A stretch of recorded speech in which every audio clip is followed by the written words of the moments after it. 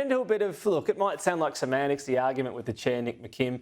Brad Banerjee wants to talk about return on investment. Return on equity is a preferred measure from Nick McKim. But we're diving into the weeds, but this is what we're trying to figure out, I guess. Supermarkets, are they making an unreasonable amount of money or not? And there's no definitive answer, but you've got to sort of try to compare it to other rates of return around the world. Yeah, you do. At a first step, as I've said, I think you want to work out what the returns to growers are and where the margins are along the profit chain.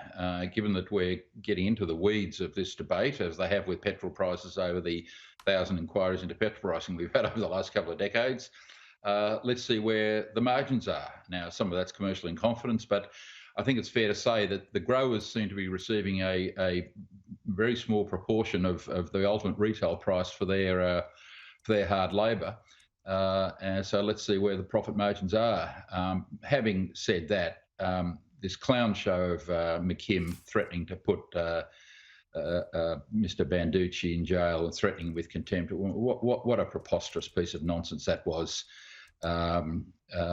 seriously. And it's why the Greens should have no place in anything to do with business in this country. This was just a stunt by McKim, and shame on him. I mean, pretending that to be a senator of the Australian Parliament, that he's got a right to sort of threaten Mr. Banducci in this way, shame on him and shame on the Greens. I can't see it happening. Look, I'm always on the side of answering the question. Why even raise it, Tom?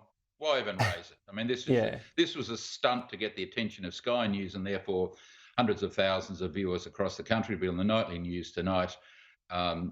What a cheap exercise in politics by the Greens. But it takes a break from their anti-Semitism, I suppose.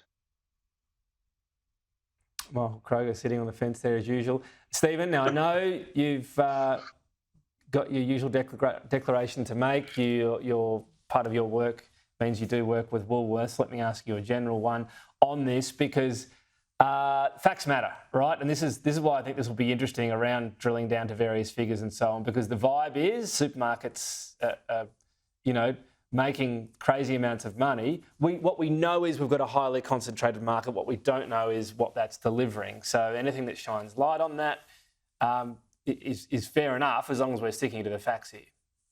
Yeah, look, I think, and obviously, as you said, thank you for that, I currently do some consulting work for Woolworths.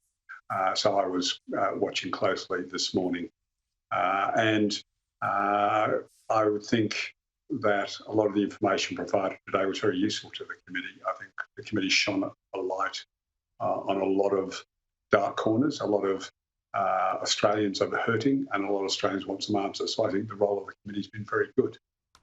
One of the things that John Faulkner taught me in my 20 years in the Senate in my first year or two is there is a point where you do have to understand that the Senate actually has a limited amount of powers. And, when you want to go to call the bluff of witnesses, you need to understand that you are an emperor wearing no clothes.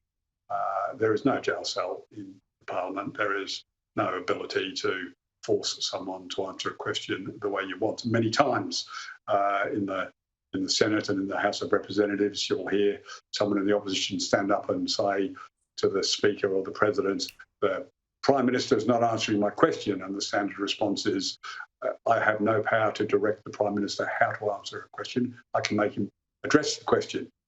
So there is some theatre in Parliament, and I thought we saw some healthy theatre today, but in terms of the actual ability to jail somebody, I think that was in the theatre category.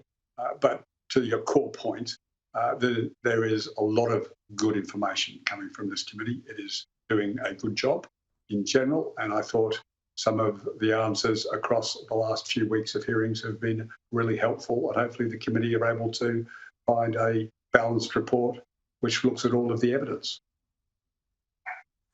Yeah, well, with the threat made, I thought it was Law and Order, the Senators edition was about to begin, but apparently not. I'm not sure it would rate all that highly. You never know. Michael, Stephen, always appreciate your thoughts. Thank you.